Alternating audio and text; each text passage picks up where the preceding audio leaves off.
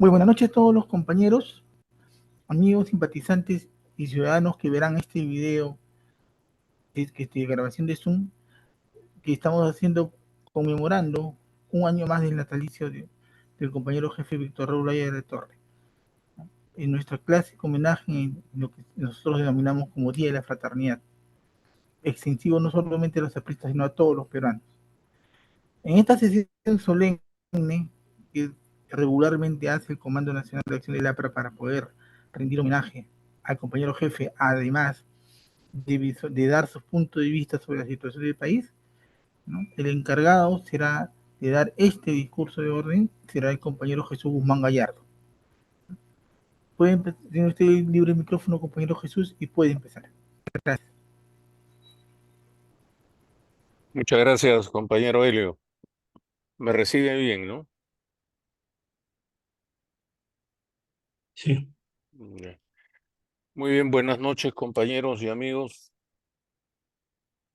Nos volvemos a juntar en una fecha tan significativa y como el año pasado, frente a la tumba de Víctor Raúl, voy a repetir las mismas frases que hice en aquella oportunidad al comenzar el discurso. Nos convoca tres principios: la lealtad, el afecto y la gratitud. Valores fundamentales para entender lo que era la fraternidad aprista. Y lo inicio de esta manera porque pareciera que quienes ahora usurpan la representación del partido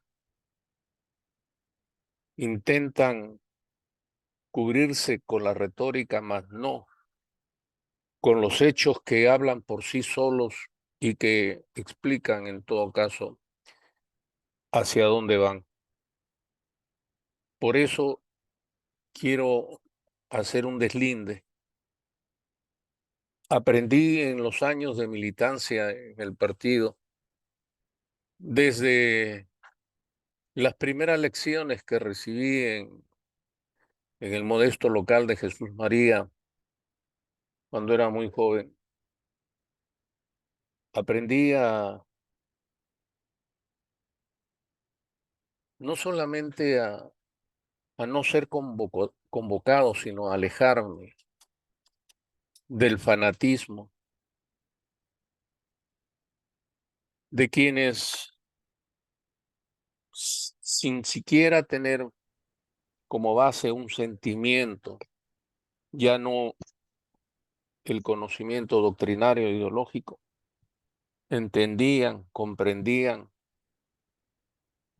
y ponían todo su empeño en acompañar al partido y a su líder máximo, que fue Víctor Raúl Aya de la Torre. Y digo esto porque nos alejamos en el Comando Nacional de Acción del APRA de la figura del adulón, de la figura del sobón que aludíamos tantas veces en el colegio, del que está más afecto al panegírico, a la lisonja y al ditirambo. Muchos preferimos más bien ser proclives al adjetivo calificativo correcto o adecuado y tal vez al epíteto, pero no al insulto, a la calumnia ni a la difamación. En otras palabras, aprendimos de temprana edad lo que significaba la esencia del aprismo y quién era su principal difusor, Aya de la Torre. Al recordarlo es inevitable hablar de él, a pesar que él no lo hubiese consentido si hubiésemos estado reunidos bajo la presidencia de él o bajo la convocatoria de él, como muchas veces nos pasó. Porque se cumplen 129 años de su nacimiento, pero también tenemos una referencia de los 78 años que se instituyera el Día de la Fraternidad. Ese famoso discurso de Manuel Soane, tan hermosamente pronunciado en el viejo Estadio Nacional en el año 46, que al leerlo indudablemente no vamos a encontrar de esto que estamos hablando ahora, que se hizo un alto en el insulto tal vez, o en el adjetivo calificativo superlativo, para hablar de un valor que no nacía al calor del narcisismo, del personalismo o de la exaltación del ego de un líder, y que se escogiera ese día que era el cumpleaños de Víctor Raúl, no porque él lo habría dispuesto de esa manera, sino porque los años de lucha permitieron crear una relación con él que fue indudablemente especial. Fueron años muy difíciles. Cuando Manuel Soane presenta ante una multitud inmensa el significado de esa reunión y por qué estaban convocados, no estaba haciendo más que el acopio, el recuerdo, el balance de los años de lucha, de persecución, de exilio, de prisión, de asesinato, etcétera. Aya de la Torre, quien quiera sacar la cuenta respecto a su camino de aprendizaje, no solo de la realidad, sino también del acopio del pensamiento universal para después gestar este movimiento, tuvo que enfrentarse no solamente a esos momentos gratos de la realización de un sueño o de un anhelo, como fue la Universidad Popular González Prada, sino en las consecuencias de haber iniciado ese camino, al haberse unido a los trabajadores con la jornada de las 8 horas, del cual fue un protagonista especial, y después en todos los hechos que hemos pasado revista tantas veces y que recordamos tal vez más las jornadas del 23 de mayo de 1923, a partir del cual se iniciara un camino cada vez más peligroso. Aya de la Torre es en esas circunstancias cuando adquiere aquella enfermedad que iba a ser recurrente en su vida, contra la cual iba a pelear con una vida austera, con ejercicios, sin exageraciones en cuanto a lo que en tentaciones solemos tener todos sin excepción, y a los 84 años pudo rendir finalmente su vida. Pero al hacer la cuenta les decía, ¿de cuántos años de exilio tuvo Aya de la Torre? La cuenta va a tener como referencia 20 años. Si sumamos las prisiones, la persecución y el exilio, o, o la prisión, vamos a llegar aproximadamente a esa cantidad. ¿Qué líder, qué líder político, qué dirigente en la historia del Perú tuvo esa posibilidad de transcurrir en la vida? Indudablemente que no encontramos parangón fácil. Yo creo que no lo vamos a encontrar. Cada vez que hemos estudiado la historiografía del Perú hemos querido encontrar a ver si realmente podemos tener una respuesta interesante, aleccionadora, inspiradora, pero no la hemos encontrado. ¿Y por qué lo digo? Porque esos años de por sí ya eran difíciles, pero que plasmaron una mística que no nació del improviso ni del mito fácil, de la leyenda construida a exprofeso para crearle trayectoria a un político. Esta fue el resultado de la resistencia frente a las dictaduras. ¿Cuántos han olvidado que Aya La Torre estuvo 1 año y 4 meses, desde el 6 de mayo hasta el 12 de agosto de 1933, en prisión, en el cual iniciaron un proceso con el cual pretendieron al comienzo justificar que se produjera un asesinato en la prisión y después, para condenarlo, la cantidad de años que quisieran, porque la ley de emergencia autorizaba hacer cualquier cosa? Y entonces un partido para el cual se hizo una ley de emergencia, también dirigido a destruirlo, no solamente en el aspecto organizativo, no solamente en lo que significaba su presentación, su novedad, sus planteamientos, sus propuestas, sino también en la moral, destruirlos moralmente, humillarlos. Las prisiones que se empezaron a crear es prácticamente difícil poderlas explicar o poderlas contar, si cabe el término, en pocas palabras.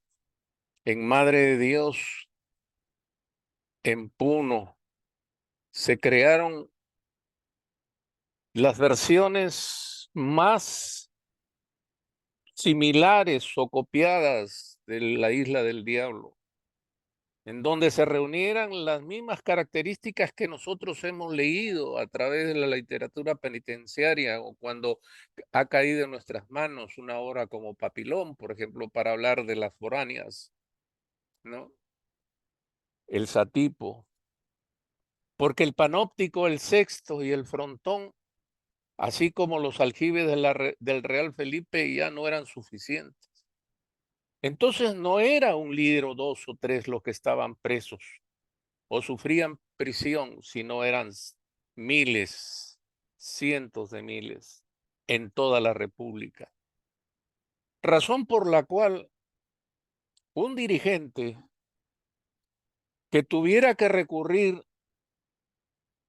a las catacumbas, o sea, a esconderse, a resistir desde la clandestinidad, no era un tema que le fuera fácil a Víctor Raúl. Y lo digo para poder decir otras cosas más al respecto del significado del Día de la Fraternidad. Aya de la Torre, al producirse aquello que se llamó y que la historia lo registra como la Gran Persecución, los 11 años de la dictadura de Benavides y de Prado en su primer gobierno, en esos 11 años no solamente vivió a salto de mata, no solamente tuvo que convertirse en un hombre resistente a todo aquello que en forma normal y diaria nosotros conjeturamos o realizamos. Tuvo que renunciar a veces a las cosas que para nosotros resulta lejano hacerlo. Y otros han confesado que sería imposible que pudieran resistir tanto tiempo en esa condición.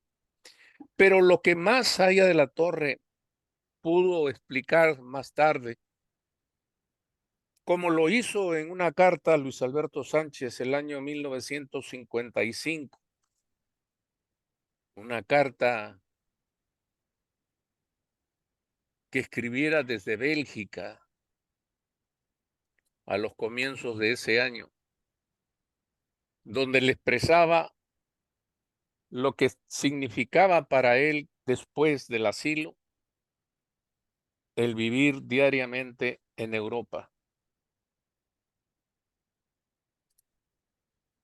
al cual no había llegado por el hecho simple de haber querido viajar a esas localidades, sino porque el destino,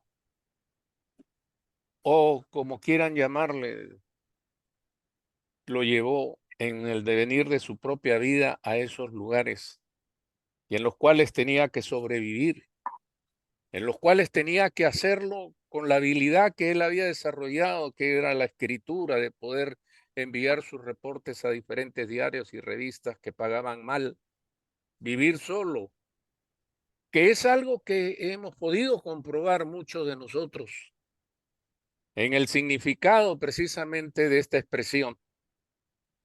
Parece lejano, parece difícil, a veces no tenemos los elementos de juicio adecuados para entenderlo o comprenderlo. Pero él le dice estas cosas muy duras que muy pocas veces hemos podido conversarlas porque de alguna manera estas cartas han estado o olvidadas o no han sido publicitadas o hechas a conocer como correspondía. Me voy a tomar la licencia de leerles algo porque creo que es la mejor forma de que lo entiendan. No podría hacerlo con mis propias palabras. Él dice en esa carta algo que quiero que lo tomen porque me va a servir de base para explicar otras cosas. Dice, mi línea personal es clarísima e insobornable. Nadie puede dudar de mi sacrificio, el más grande, personal, sería volver y ser candidato. Ese puesto, esa misión, me produce una repugnancia tremenda. No por miedo a la muerte, que será su epílogo con el 95% de probabilidades, sino porque no me he curado de un asco orgánico que se me subió hasta los pelos en la experiencia anterior. Esto es algo muy de adentro, muy de mi corazón. Yo me asilé con asco de hacerlo, pero me empujó el asco de verme arrojado de todos los posibles refugios. Jorge Díaz es testigo de que nos echaban de cada casa y nadie quería verme.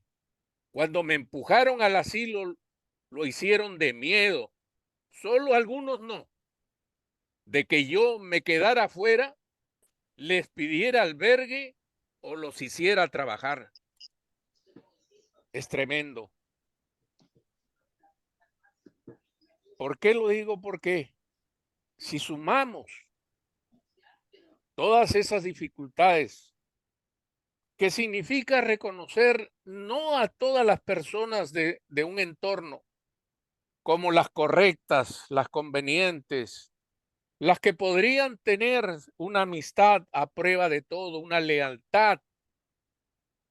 Podemos entenderlo con nuestras propias vidas, en nuestra propia experiencia, que eso no es así.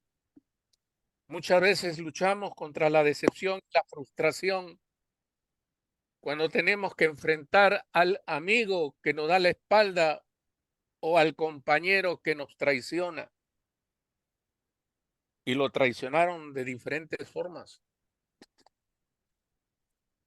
A él lo quisieron asesinar durante la dictadura de Benavides varias veces. Sin embargo, él tuvo tiempo para hacer el llamado a muchos apristas que se habían exilado, que estaban en Buenos Aires, en Santiago de Chile, en Montevideo, en México, en Colombia, en Venezuela, en Panamá, en Costa Rica inclusive, para que vinieran y tomaran su puesto en la lucha. La dictadura de Benavides no fue una dictadura suave, ni tampoco una que permitiera discrepar o sobrevivir sin el acoso policial. Por el contrario, no se sabía, como lo ha dicho Aya de la Torre, con el 95-98% de probabilidades en contra, porque eso era el correlato inevitable de una vida así. Sin embargo, él tuvo capacidad para enfrentar esa situación tan difícil, que recuerdo alguna vez en los años 70 cuando la Juventud Universitaria organizó un campamento en una playa de Lima. Muchos en nuestra ignorancia llegamos a conocer recién que a esa playa se le había dado el nombre de Apra y que cuando acudimos a la misma encontramos en los cerros colindantes la inscripción en letras gigantes. Y cuando ni siquiera nos pusimos a pensar que cuando lo invitamos al jefe del partido, él no dijo nada que pudiera entenderse como que lo voy a consultar o tal vez tengo algo que hacer. No, dijo, ahí estaré. ¿Y era por qué? Porque esa playa, como nos lo explicó esa misma tarde, en que nos dio una conferencia a la orilla del mar, esa playa que era en los años de la persecución una caleta sencilla de pescadores, lo había cobijado. Habían sido los compañeros que con más afecto y cariño lo habían recibido y del cual él tenía las anécdotas innumerables que solía contarnos, porque las condiciones de vida eran las de un pescador humilde, sencillo, pobre, y sin embargo era necesario para evitar ser víctima de la cacería de los soplones. Y escribió en esas condiciones muchos libros. Si queremos pasar revista, miren compañeros, durante esa gran persecución se editaron con prólogos corregidos e inclusive los textos mejorados por Aya de la Torre en dos oportunidades en Chile, el 35 y el 36. Dos ediciones de A donde va Indoamérica que trabajaron los compañeros de Chile y que hacían llegar los borradores clandestinamente y él los corregía y los devolvía para su publicación. Excombatientes y desocupados también en Chile, Ideario y Acción Aprista en Buenos Aires, Política Aprista en Lima, el discurso de Aya, el proceso, perdón, de Aya de la Torre en Guayaquil, Impresiones de la Rusia soviética y la Inglaterra imperialista en Buenos Aires. Aya se constituye en director y en redactor de la Tribuna Clandestina, de aquella que defendió Perico Chávez, ¿se acuerdan? De Cuadernos Apristas, que era una publicación quincenal, y de los suplementos de Páginas Obreras. Por eso muchos no se extrañaban de los viejos apristas cuando Aya de la Torre en los años 70, él publicaba el Boletín Sanmarquino y el suplemento del Correo Aprista, con una perseverancia y constancia indudablemente admirable, con un contenido que era leccionador porque nos permitía ir podernos introducir en la doctrina aprista. Él tuvo que enfrentar, como dije al comienzo, cientos de miles de apristas fueron llevadas a las ergástulas de una dictadura que hasta contrató a una misión italiana, el fascismo italiano, de la policía de Mussolini, para que venga a entrenar en materia de tortura aquí al Perú, a Lima específicamente. Sí. Y estuvieron poco tiempo porque la respuesta de ellos es muy elocuente. Cuando se tuvieron que ir a las pocas semanas, le dijeron, pero ¿por qué tan rápido? Porque le dijo, no le tenemos nada que enseñar a ustedes. Por el contrario, nos llevamos ideas de aquí en materia de tortura. O sea que no estamos hablando de fabricación de hechos históricos para generar la victimización de un partido, no. Es una realidad que explica el por qué Aya de la Torre el año 45, después de asistir también al asesinato de Manuel Arévalo, ese 15 de febrero de 1937 en Cerro Colorado, que hace poco hemos recordado. Aya de la Torre, consciente de ese sufrimiento, de ese padecimiento, intenta en dos convenciones clandestinas, la del 42 y la del 44, establecer un nuevo discurso, no una nueva actitud. En eso hay que tener mucho cuidado, porque hay escritores como Planas y como opinólogos, algunos de los cuales ya han fallecido, ¿no? Que se atrevieron a hablar de virajes, ¿no? Y entonces, Aya de la Torre intenta explicar a la ciudadanía y al mundo que a pesar de lo que habían sufrido, no, como lo dice en uno de sus discursos el año 45, no están inscritas en sus banderas las palabras venganza ni odio, sino justicia.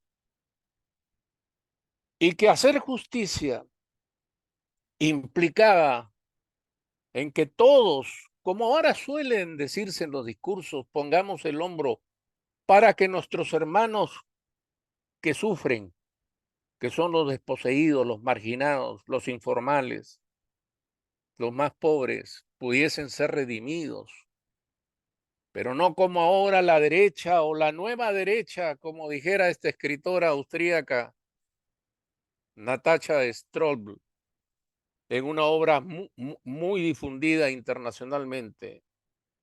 La nueva derecha, un análisis del conservadurismo radical. De esta derecha que sí propicia el odio, la venganza, como rutina no solo de su discurso, sino también de sus hechos. De no reconocer que en estos tiempos se van perfilando mejor aquellos que hacía 70 o 80 años eran un atisbo, pero que han ido perfilándose, repito, a tal forma que ahora ya es inevitable no dejar de considerarlos. Y entonces, Aya de la Torre usa un lenguaje para que aquellos que sí usaron la violencia y el odio contra nosotros, inclusive, no se asustaran. Y muchos creyeron ver en ese discurso la posibilidad de un viraje de su temperamento revolucionario a otro más moderado. Él no renunció a ninguna de sus obras, no renegó de ninguna de ellas. Y eso es lo que nosotros exigimos para quienes se han constituido en apóstatas de la ideología prista, que nos digan en qué momento, en qué circunstancia, en qué libro o en qué escritos se pueden encontrar o leer aquellos que ellos afirman, porque ellos ya no son consecuentes, han dejado atrás esa consecuencia que tenía que ver, repito, con un pasado heroico que hemos llamado otras veces de martirologio, como el año 46, cuando Manuel Soanes hizo el discurso que he mencionado, cuyo nombre lo dice todo, recado del corazón del pueblo. Él habla ahí también de nuestros muertos. Cuando Manuel Soanes habla de que nuestros muertos son nuestros maestros, no lo hace con un doblez de odio, de rencor, de resentimiento. Por el contrario, toda, todo el discurso hasta el final no tiene más que el efecto de lanzar a través de la excusa que fue el cumpleaños de Aya La Torre, y Aya así lo aceptó, el de lanzar la fraternidad no solo para los apristas, sino para todos los peruanos. Porque los apristas no la habíamos aprendido fácilmente, no porque a un dirigente se le hubiese ocurrido que sería un eje transversal de nuestras actividades, sino porque el sufrimiento mismo engrandecía a los seres humanos como los engrandece el dolor muchas veces. ¿Cuántas personas han enfrentado circunstancias difíciles en su vida y el dolor ha sido tremendo y sin embargo han tenido que seguir caminando para vencer ese mundo absurdo del cual habla Camus? Y sin embargo, ¿cuál era el estado de ánimo? De crear, no como dicen estos apóstatas actuales, riqueza para el que la tiene, no quitarle la riqueza al que la tiene, sino crearla para el que no la tiene. Y ahí se quedaron. Y ahí se quedaron como se quedan en una o dos frases fuera de contexto. Dice un dicho que un texto fuera de contexto es un pretexto. Y así lo hacen porque sorprenden a tontos e intonsos, en los cuales, por ejemplo, le quieren decir que Aya de la Torre quiso conciliar con la oligarquía, con el poder feudal de aquel entonces, ¿no? Nada de eso aparece en ninguno de los escritos. Más aún, el temperamento de Aya de la Torre nos los acaba de mostrar en un recuento que comienza a hacer el compañero Helio respecto a las publicaciones de la tribuna.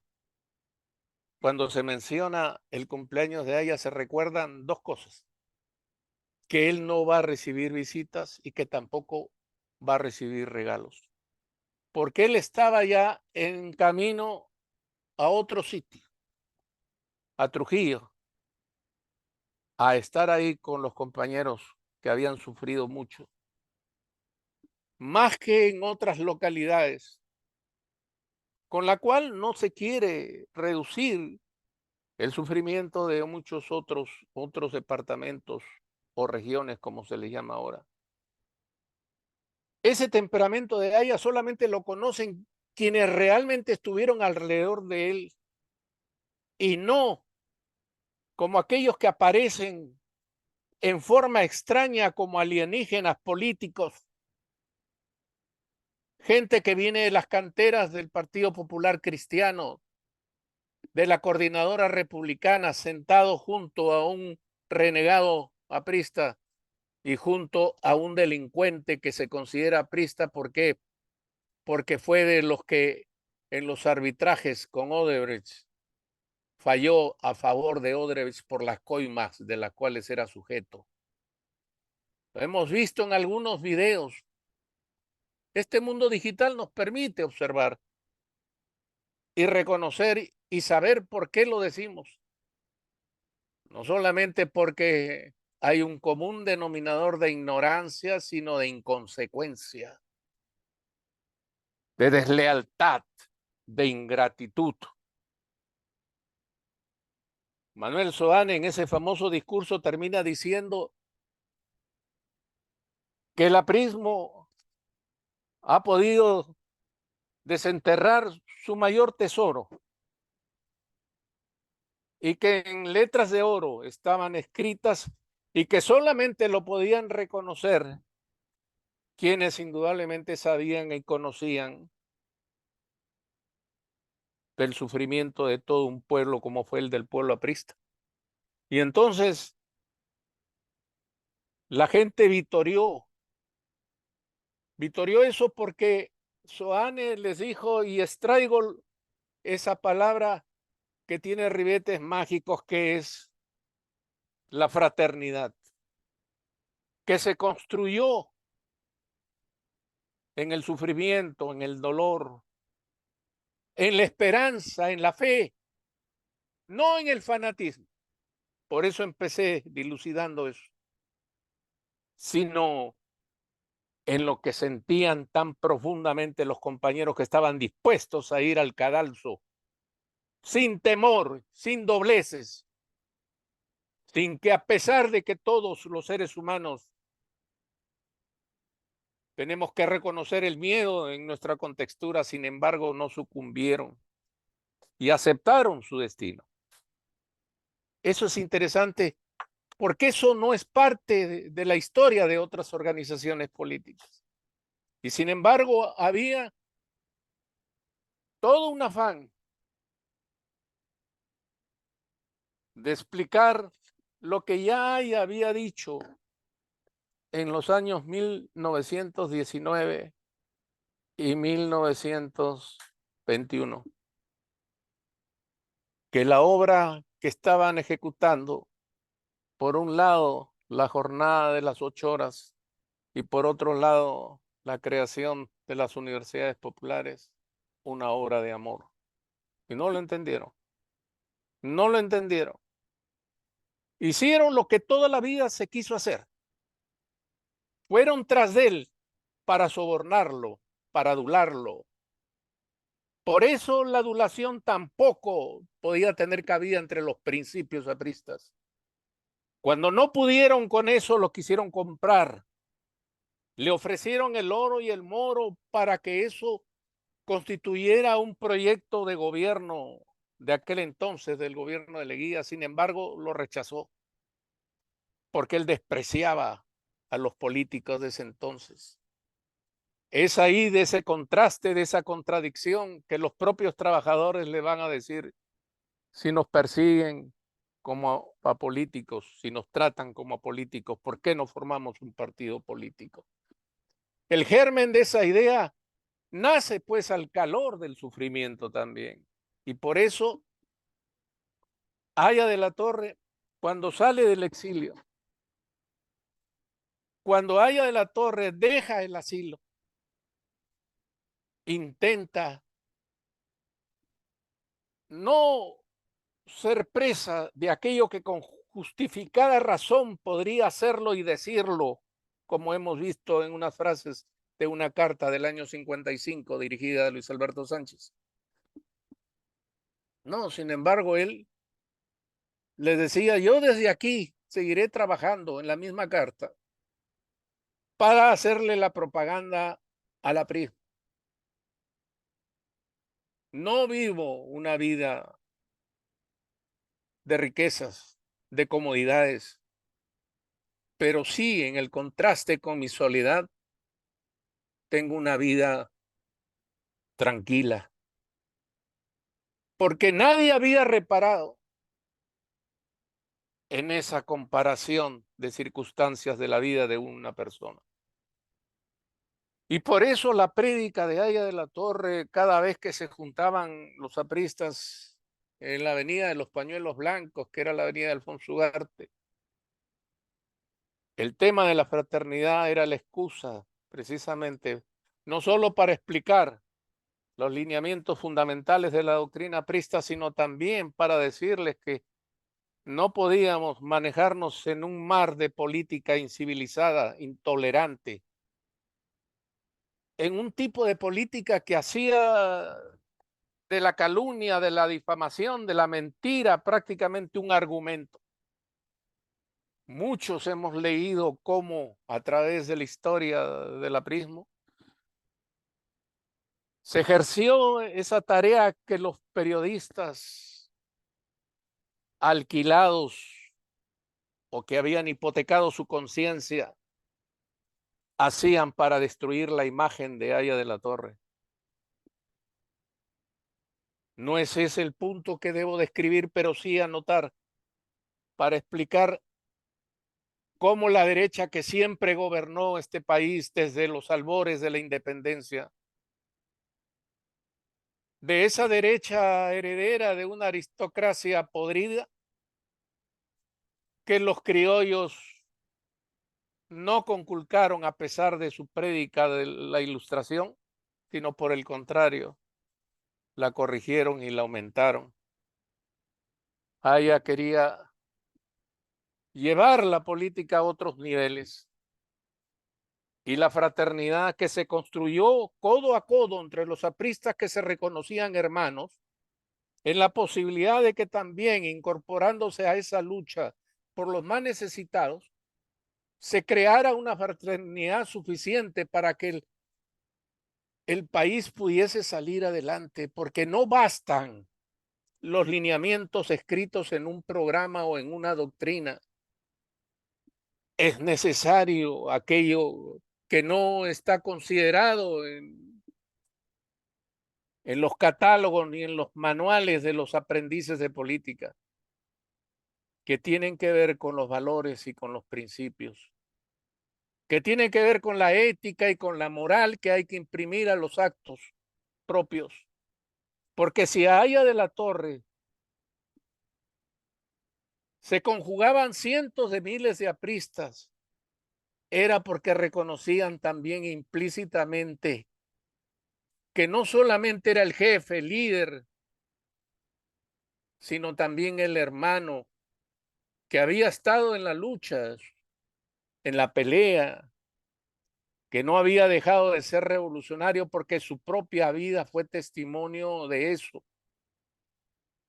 Porque es muy fácil ver en la política cómo mucha gente, cuando es joven, es muy rebelde, es muy radical, es muy proclive inclusive a ser temerario, pero si no lo educa, si no se educa a sí mismo, pues entonces caerá en el lugar común de los que a través del tiempo envejecen no solamente más rápido, sino en peores condiciones. Aya nos enseñó lo contrario, a que si queríamos ser revolucionarios había que hacer la revolución primero con nosotros mismos, de tener cuidado de la forma como administrábamos nuestras vidas, porque así podíamos entonces, como lo dijo en su famoso discurso del 8 de diciembre de 1931, seamos dignos del pueblo y hagamos que el pueblo sea digno de nosotros. Solamente así podría constituirse realmente una política como la describieron Platón, Aristóteles, entre aquellos que podían referenciarnos desde la antigüedad, que aún el eco de sus palabras suenan en épocas tan difíciles como esta, en la cual la derecha les decía que ya ha sido descrita cabalmente cómo está funcionando en diferentes países como Argentina y cómo se prepara en Chile Alexander Cast, fascistas, ultraderechistas, extremistas de derecha a tomar el control o la rienda de su país. La derecha aquí jamás perdonó a Haya de la Torre. Inclusive en los años 70, del cual yo puedo dar fe, porque después de la salida del asilo de la Embajada de Colombia, él regresa al Perú esporádicamente. Y las riendas del partido no las tiene él. Él viene para el Día de la Fraternidad y regresa a Europa. Las riendas del partido las tenían otros líderes, otros dirigentes. lo cual podría hacernos pensar, sin temor a equivocarnos, que en el balance que había hecho, no solamente de su propia vida, sino inclusive de su propia obra, él podía hacer mejor servicio si desde afuera difundía las ideas del aprismo, como sabía hacerlo en cada conferencia, que no le pagaban $100,000 como a cierto personaje que recordamos, sino que por el contrario, él decía en esa carta que ni siquiera le pagaban el hotel. Y él tenía que hacerlo porque era una fuente, una vía para difundir las ideas del aprismo, para que lo conocieran en Europa, para que los estudiantes latinos que llegaban por allá entonces también se impregnaran de esa prédica. Porque él había visto no solamente lo que ya conocemos, la traición, la deslealtad, sino había visto también la indolencia. Yo lo digo sin ambajes, compañeros. Perdónenme si esto puede ser entendido de otra manera. Había comprendido la indolencia de quienes escogieron tal vez de todas las alternativas la más fácil y que indudablemente no reunieron ni podían reunir jamás la autoridad moral para exigirle a ella de la Torre que se hiciera cargo del partido. Sin embargo, la insistencia era continua. Y él acepta la candidatura a la presidencia de la República el año 62 ya, porque más de una comisión viajó a Europa para convencerlo. Al final acepta y decide venir y enfrentar otra vez más esa incomprensión, inclusive del propio partido. Yo recuerdo que en aquella época tendría 12 años o 13, acompañando a mis padres en el famoso discurso del veto en la Casa del Pueblo, porque era chapista y mi padre aprovechó para recogernos y llevarnos a la casa después del discurso de ella. Cómo tuvo que enfrentar circunstancias por las cuales no atravesó ningún político, sino ahí está el reto, el desafío. Y por eso, Aya de la Torre en los años 70, al cual conocía a partir del año 1969, no lo vi en esa actitud que muchos pintan adjetivamente o en forma calumniosa. Por el contrario, el único político que dio la cara, el único, fue Aya de la Torre.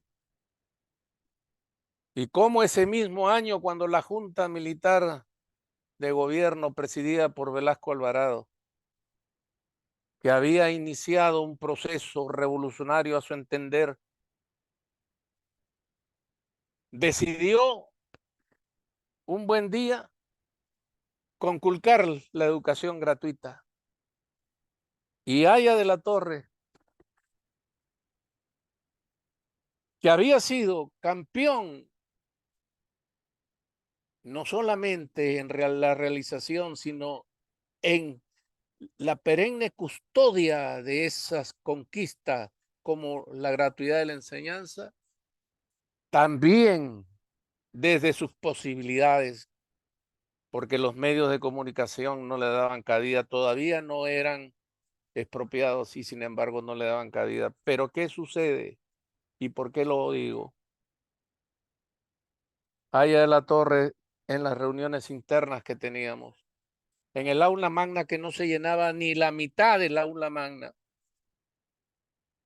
nos hablaba de la necesidad no solamente de protestar, sino de salir a las calles y defender el principio de la gratuidad de la enseñanza. Paralelamente tuvimos la noticia de Guanta, en la cual hubo una masacre de estudiantes, de padres de familia y de campesinos que habían protestado por esta actitud del gobierno militar y cuya respuesta, como siempre, del ignorante, del déspota, del que no entiende, por más que hable de justicia y libertad, no entiende absolutamente nada, envió la fuerza más bruta de la policía, que era llamado los hinchis, que entraron no a develar una manifestación, sino entraron disparando en la plaza de Guanta. Y murieron varios muchachos apristas,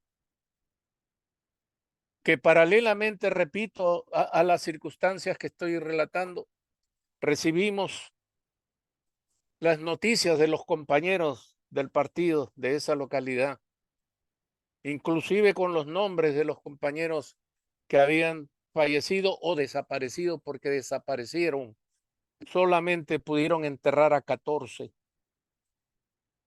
Pero desde ese instante, el espíritu de Aya de la Torre volvió a ser, de alguna manera, ese espíritu del cual hemos hablado en los comienzos de su vida, o de el accionar de ir conociendo e interpretando la realidad de nuestro país. Y cómo inclusive quienes hoy día repiten mal, porque lo han aprendido mal, la tesis filosófica de Aya de la Torre, que llamó el espacio-tiempo histórico, que escribiera y que fuera desde el año 1935 y que fuera editado en 1948 por La Tribuna. Ahí estaba el lineamiento que él iba ya acoplando científicamente, con su experiencia, con su conocimiento, lo que significaba precisamente una conducta que nos alejara de malinterpretar o de malentender los sucesos del mundo y de nuestro continente y por ende de nuestro país. Aya de la Torre comienza ahí, a pesar de que no éramos una pléyade o un grupo de jóvenes dispuestos al halago, ¿no?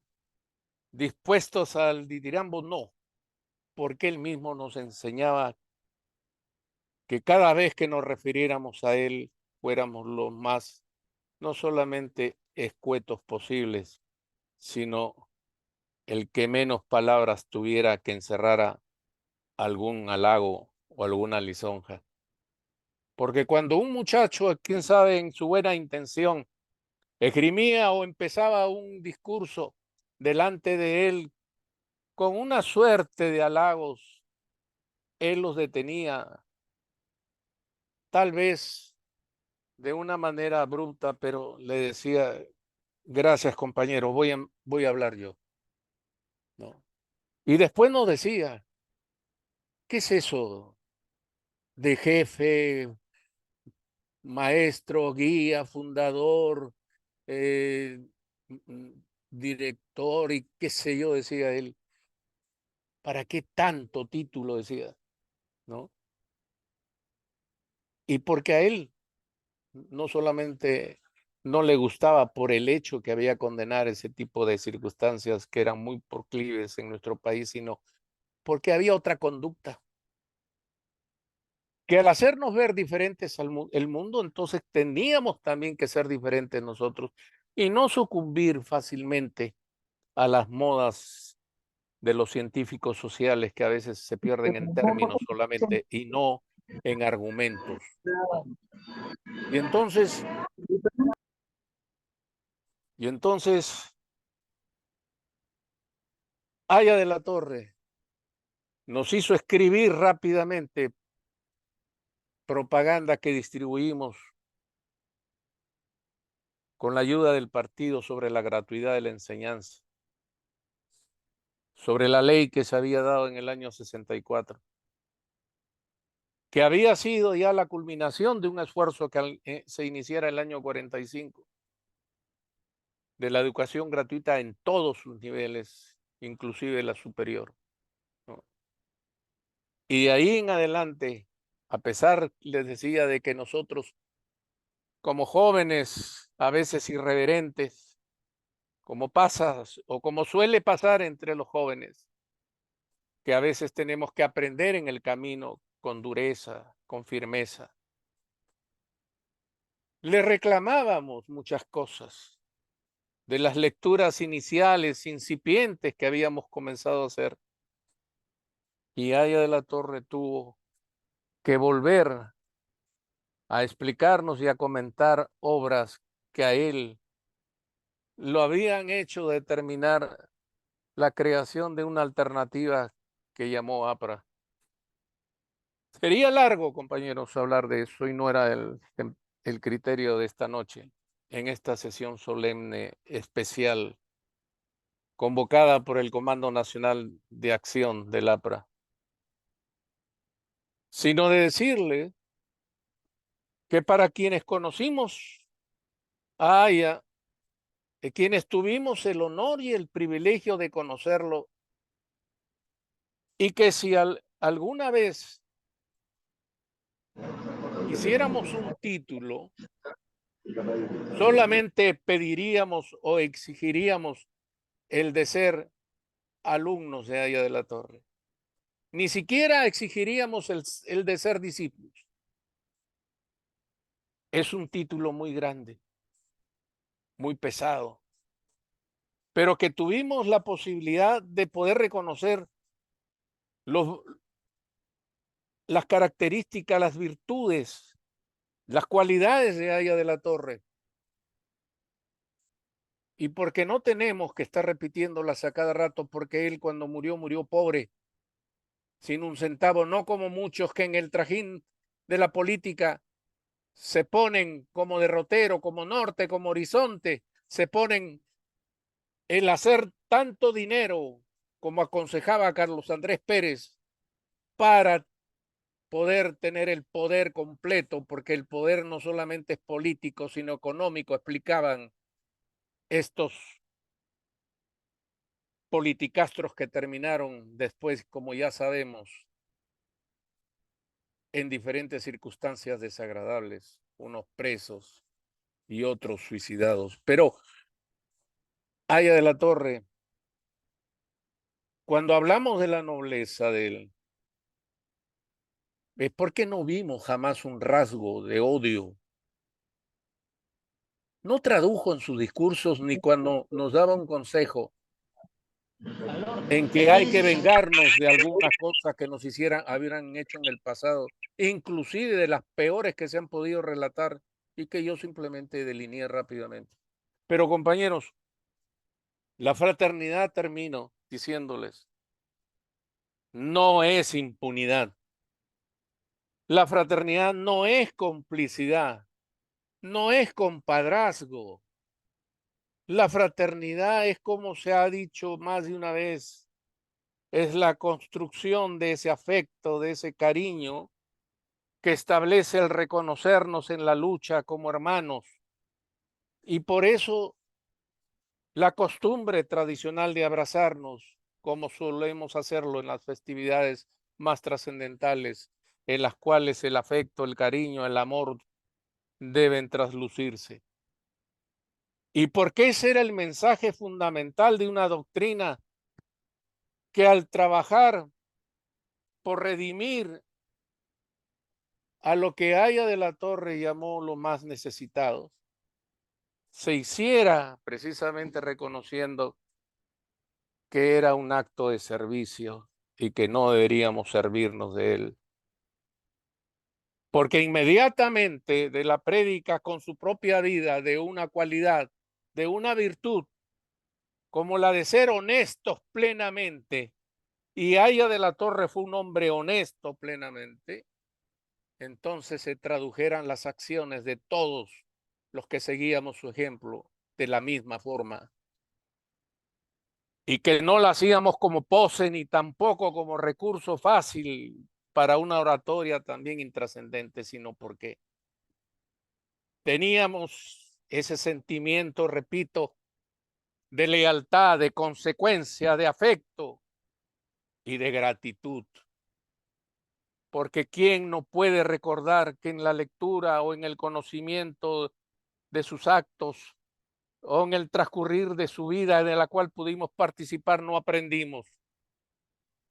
¿Quién no puede ahora, a la luz de los acontecimientos actuales, que podría llevarnos horas y horas de conversación, no reconocemos que esa vieja escuela que ahora se ha olvidado, se ha traicionado, no, es necesaria en este país? Cuando vemos que el autoritarismo, cuando vemos que la corrupción que va de la mano con el despotismo y la ignorancia comienzan a sentar sus reales, nosotros sí tuvimos maestros. Nosotros sí podemos decir que no solamente los tuvimos como Manuel Suárez nos lo recordara en los muertos, en el Calvario del aprismo, sino también en los hombres y mujeres que conocimos a lo largo de nuestra existencia. Y que en el pináculo de esa consideración reconocemos a Aya de la Torre, que creara en su propia existencia este mensaje diferente, nuevo, que tenía la posibilidad de llevar a la política a los niveles no solamente más cultos, sino más civilizados y más tolerantes. Y nosotros vemos ahora todo lo contrario. Sigue siendo entonces un señuelo, sigue siendo entonces un norte. Cuando hablamos de la fraternidad, hablamos de los hombres y mujeres que murieron por este mismo ideal.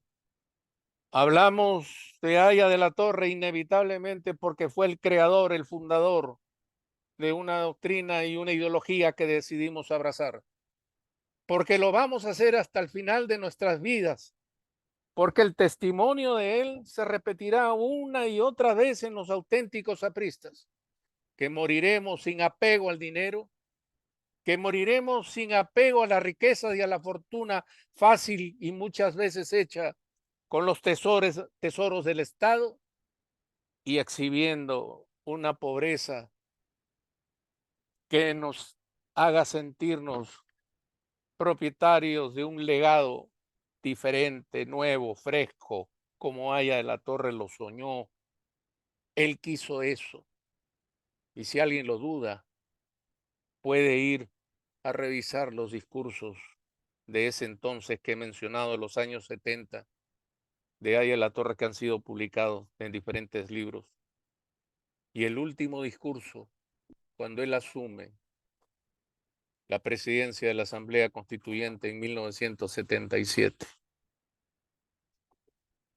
Y podamos seguir haciendo el mismo balance siempre. ¿Cumplimos o no, estimados compañeros y amigos? Realmente no nos dejamos llevar por el oportunismo, el arribismo, por la trapacería, por la prebenda, por la sinecura, sino que preferimos inclusive que nos insulten, que denosten contra nosotros, no nos interesa, no nos hace mella. Es nuestra cuota de entender que hay que seguir perseverando, que no hemos equivocado el camino y que vamos a derrotar a los que no supieron mantener esos principios aquí aludidos, aquellos que no supieron ser leales realmente a Aya de la Torre. Y termino recordando una anécdota de él.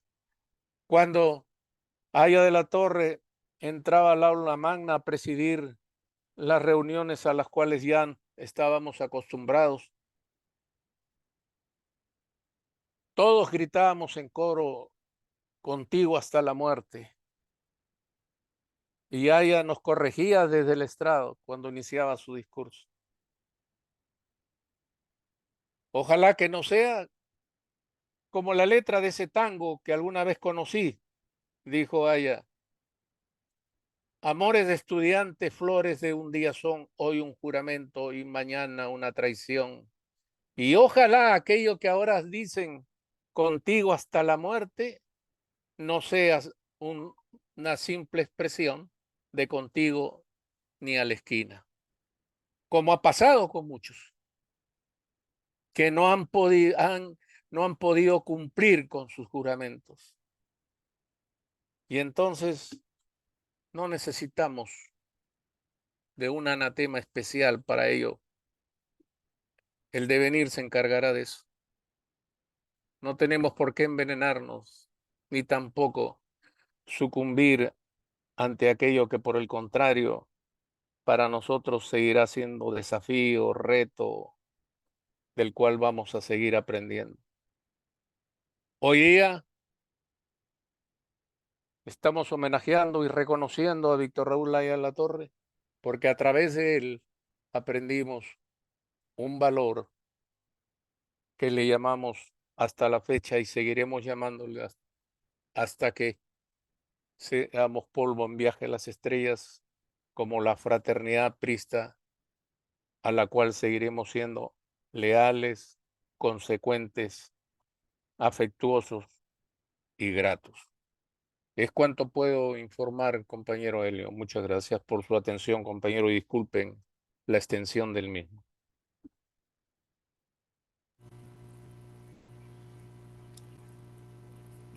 Gracias, compañero Jesús. Si alguien desea utilizar la palabra, le pido que lo haga en este momento y de manera ordenada.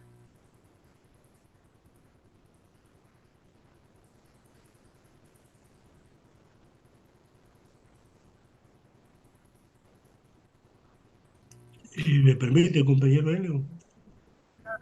Adelante, compañero Héctor. Gracias.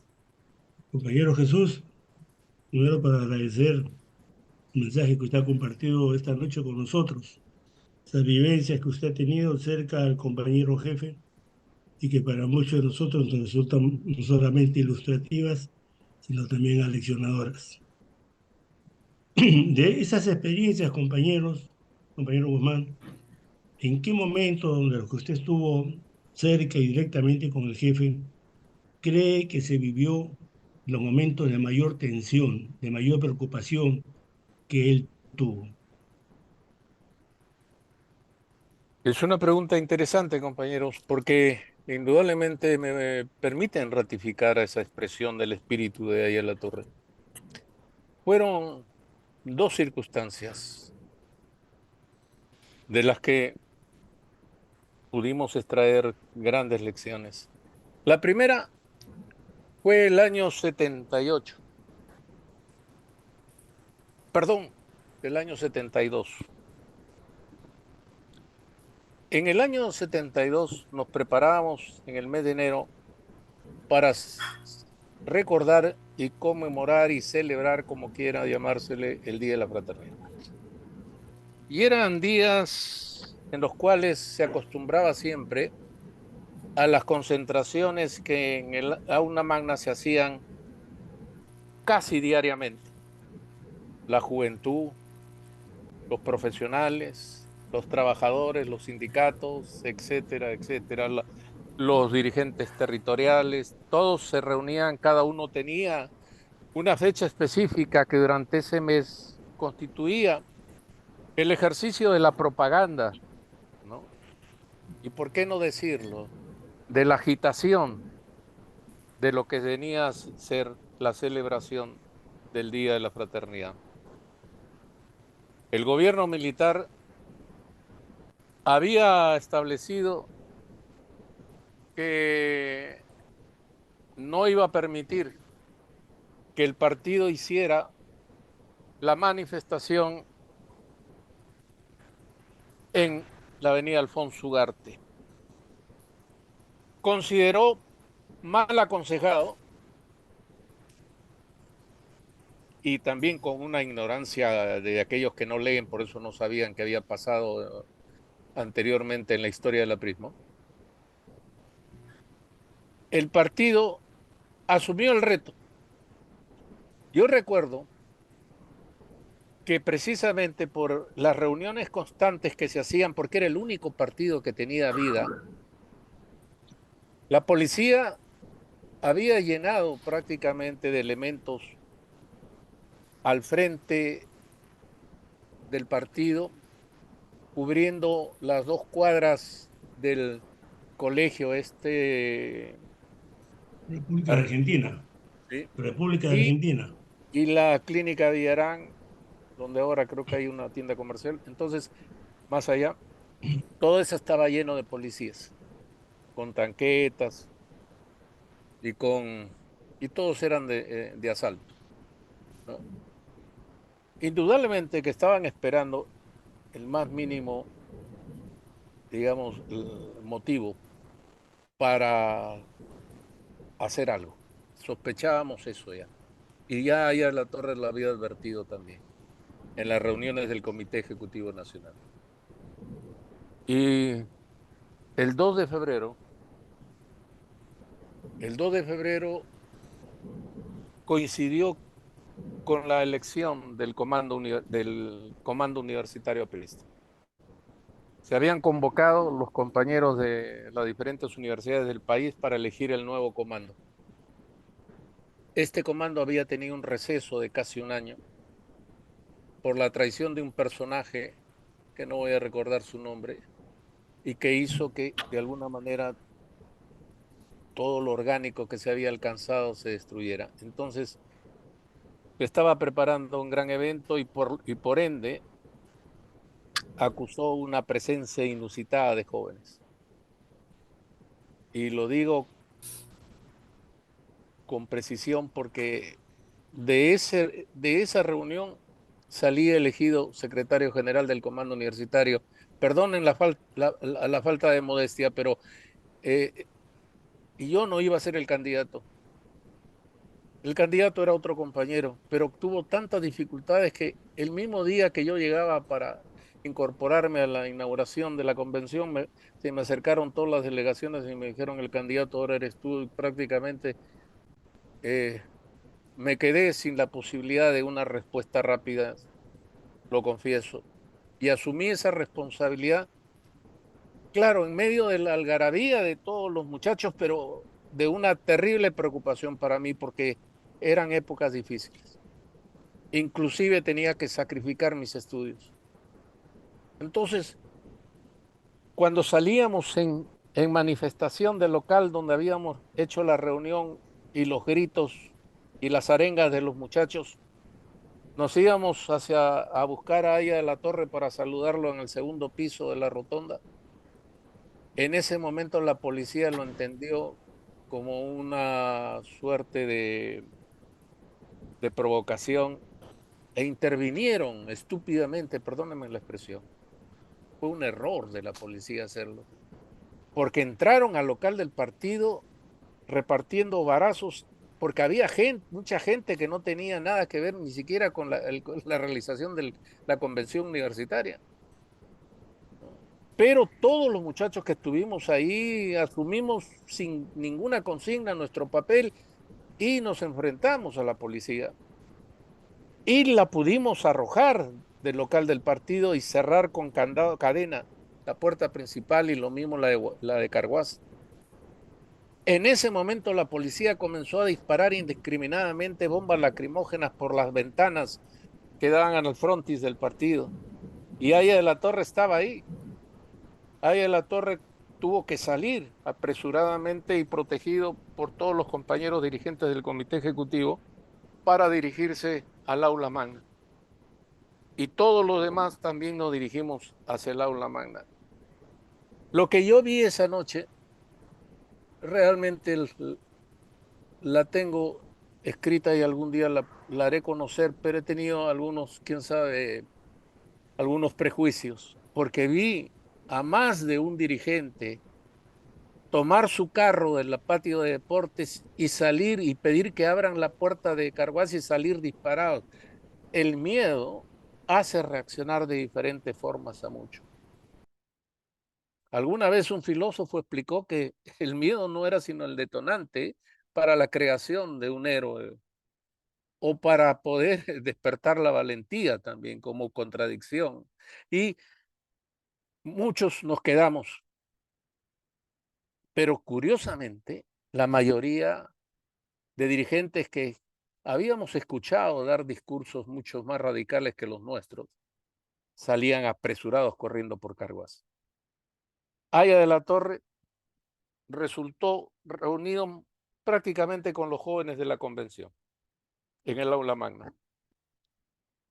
Inmediatamente se cortaron la luz, el agua y se logró hacer un contacto antes de que cortaran el teléfono. El compañero interlocutor en ese momento fue a hacer una gestión inmediatamente al Ministerio del Interior. Pero el anuncio del jefe de la policía que rodeó el local del partido fue la de tomar por asalto el local del partido. No nos dijo, porque Héctor Vargas Aya y yo salimos en comisión encargada por el jefe del partido a hablar con los jefes policiales y tuvimos un altercado peor, tuvimos que replegarnos, ¿no? Y ya habían, en ese momento que estábamos conversando, habían querido entrar por el local donde estaba la imprenta o iba a ser la imprenta en la tribuna. Ellos creyeron que podrían llegar fácilmente a ese local y no sabían que había otra propiedad que cubría prácticamente esa posibilidad. Y cuando tomaron la casa, se frustraron al extremo que vieron los muros que eran muy altos y regresaron. Pero ya habían intentado tomar el local, entonces en ese momento se vivieron los típicos movimientos los momentos de preocupación. Haya de la Torre estaba sereno. Inclusive comenzó a contarnos anécdotas graciosas del 23 de mayo de 1923, cuando se reunían en las noches en los locales de la Federación, en el viejo local de la Casona, y las cosas que pasaban con los compañeros a los cuales les encargaban misiones, ¿no? Porque mientras algunos compañeros ya estaban rompiendo cédulas, padrones de la Secretaría de Organización, documentos, etcétera, para que no sean, digamos, tomados por la policía, Aya simplemente dijo, no, de aquí yo no me muevo, porque le hicimos la propuesta de abrir la puerta de Carguás y salir nosotros en tropel y hacer que él salga en su carro volando, pero cuando quisimos hacerlo, habían puesto una tanqueta, entonces ya era imposible hacerlo. Y él dijo, con mayor razón me quedo, ¿no? Y pasaron las horas, porque esto sucedía mientras era las 11, 11:30 de la noche. Y a eso de las 3:30, 4 de la madrugada, recién se recibe el mensaje, cuando se recuperan los teléfonos, de que ya habían decidido retirar a la policía, ¿no? Pero ya las escenas típicas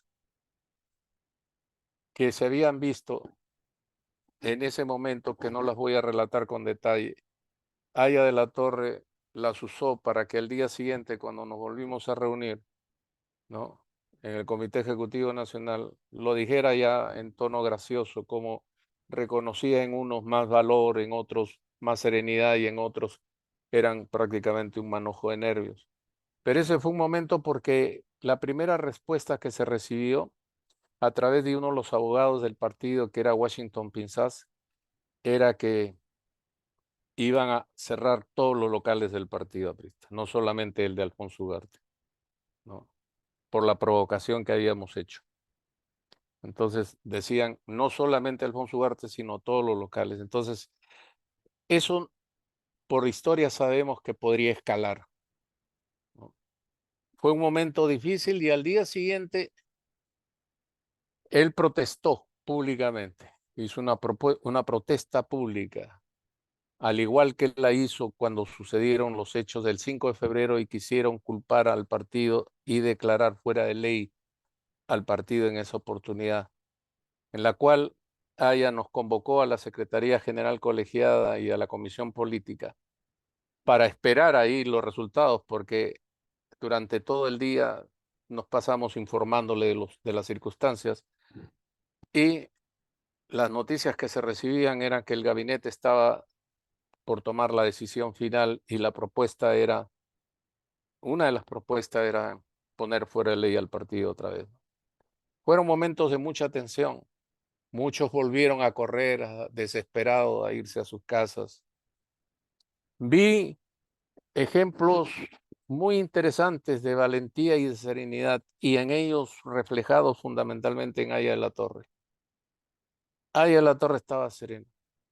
Hacía que nosotros, entonces, si pudiéramos haber cobijado un poco de miedo o algo, o totalmente estábamos temerosos, hacíamos que recobráramos la serenidad al lado de él, porque venían los encargos, ¿no?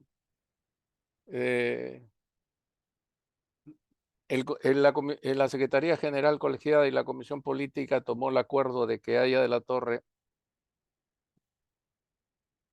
regresara a su casa porque ya el gabinete había desechado esa posibilidad de poner fuera de ley a la, ¿no? Y que nos íbamos a quedar por si acaso cuidando local a algunos jóvenes apristas en esa oportunidad. Y Haya me mandó a llamar y me dijo, ¿cuántos muchachos dispones? Y le dije, no sé, compañero, los voy a reclutar inmediatamente. Pues me dijo, es un encargo difícil, me dijo, porque no es fácil quedarse, pueden pasar muchas cosas. Pero quiero que haya gente dentro del local para que sean testigos excepcionales de lo que pueda pasar y lo que pase con el partido. Nada de heroísmos fáciles, nos dijo, ¿no? Pero que estén presentes, ¿no? Que íbamos, inclusive, si se decidía por parte del gobierno, íbamos a ser detenidos y llevados presos, en el mejor de los casos. Esa misma noche, comenzando a reclutar, ya se pasó la voz en el partido porque a las 8 de la noche se iba a cerrar el local porque empezaba el toque de queda. Vi un hecho que de alguna manera fortaleció esa serenidad, no solamente mía, sino de todos los compañeros que estaban ahí. Cuando un viejo aprista de unos 80 años aproximadamente se me acercó y me dijo, compañero Guzmán, ¿cuál es mi puesto? Entonces yo le dije, no se preocupe, compañero, no se preocupe, vaya a su casa nomás, nosotros nos encargamos. No, me dijo, ahí he venido preparado. Y abrió un bulto, un paquete de periódico y me enseñó un revólver que estaba completamente oxidado, ¿no? Y me dijo, estoy preparado. Realmente nos fortaleció en la anécdota ese hecho que el compañero se pasó toda la noche contándonos anécdotas, ¿no? Toda la noche, toda la amanecida. Felizmente amanecimos y no hubo consecuencias negativas, pero los 70 o 75 muchachos que nos quedamos y muchos adultos también, ¿no? Pudimos dar testimonio de ese momento porque ella estaba conectado con nosotros constantemente por teléfono, si es que pasaba algo. Esos fueron los momentos más difíciles. Después ya empezaron a respetar. Por eso es cuando Haya de la Torre exige la constituyente, el gobierno militar, después de una huelga general que hubo el 19 de julio del 76, ya que fue total, porque nosotros apoyamos esa huelga, decidieron convocar a la Asamblea Constituyente, ¿no? Pero más o menos, compañeros, esos fueron los momentos que más quedaron grabados, digamos, en quienes fuimos testigos de excepción en aquel momento, ¿no? Muchas gracias, compañero. ¿Alguna pregunta adicional, compañeros? Bien, en primer lugar agradecemos al compañero Jesús Guzmán por la locución de hoy día y contarnos esas anécdotas que reflejan el carácter del jefe, su serenidad y su temple y entender por qué realmente muchos, miles antes de nosotros lo siguieron hasta el final, ¿no? sin, sin necesidad ni de prebendas ni necesidad de recibir algo a cambio, sino solamente por fe y consecuencia. Eh, Damos por terminado la sesión solemne del día de hoy. Los invitamos para este domingo 25 a las 11:30 de la mañana para reunirnos, como hacemos todos los años, al pie del monumento a Víctor Raúl, que queda en 28 de julio frente a la Embajada Americana y lo que era el antiguo Ministerio de Transportes y Comunicaciones, hoy Museo de Lima Metropolitana. Nuestra vida clásica y tradicional actividad de homenaje a su memoria, dejándole una ofrenda floral. Quedan invitados, vuelvo a repetir, este domingo a las 11:30 de la mañana. Y agradeceremos que también puedan circular dicha información entre todos los compañeros y ciudadanos que ustedes crean pertinente. Damos por terminada la sesión solemne del día de hoy, agradeciendo nuevamente al compañero Jesús Guzmán, a todos los que han asistido y los que van a ver seguramente en las reproducciones de YouTube. Y terminamos con la manera clásica, como siempre, terminamos todas las reuniones de Comando Nacional de Acción e invitamos a todos a abrir sus micrófonos para despedirnos de la manera adecuada.